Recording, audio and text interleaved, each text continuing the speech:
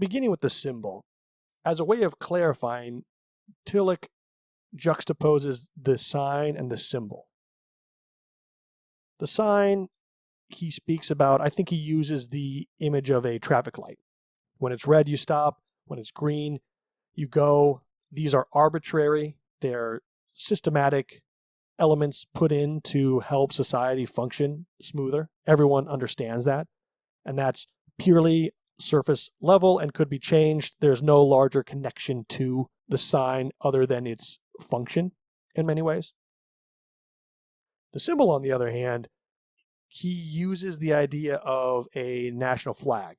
The flag is a symbol, but also participates in the thing itself.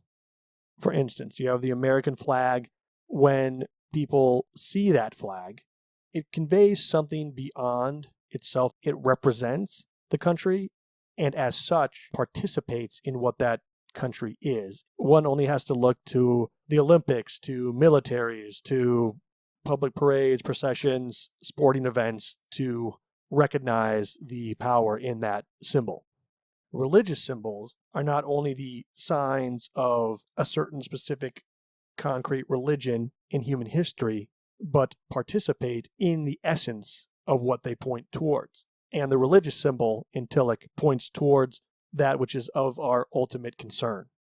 So religious symbols participate in that which is of our ultimate concern, which is participates in the essence of meaning, for lack of a better term here, but are not necessarily the thing itself, but participate in its essence.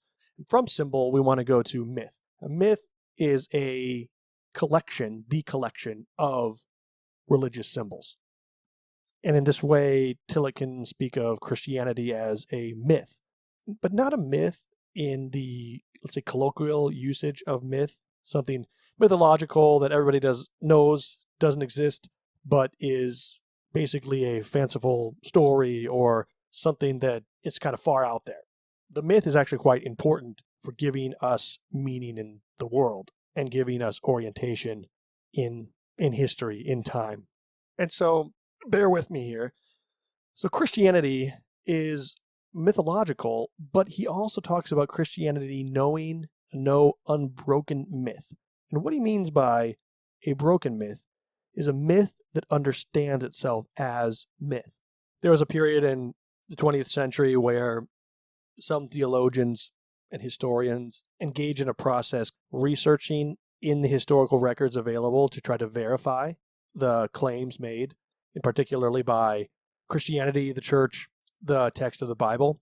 For instance, the Red Sea, when Moses parted the Red Sea, trying to ascertain from the Bible as well as other sources the location, what the historical event might have actually been, utilizing historical critical methods. This is quite controversial because frequently there was a certain amount of suspicion cast upon a lot of these famous biblical events, and that can stir some emotions in people when that's a heartfelt belief in something being a certain way and then being told that maybe that it was different for this and this reason. There's another historical document that explains something differently, and you start to see the text of the Bible unravel in a certain way from a very simplistic reading of it. But for Tillich, this isn't an issue at all. He thinks, in fact, that this needs to be embraced if to only point out the broken nature of the myth. Because the myth, as collections of symbols, is simply pointing to, like the flag, and participating in the essence of that which is of our utmost concern. Therein, you see the true nature of religion for Tillich, and Christianity in particular.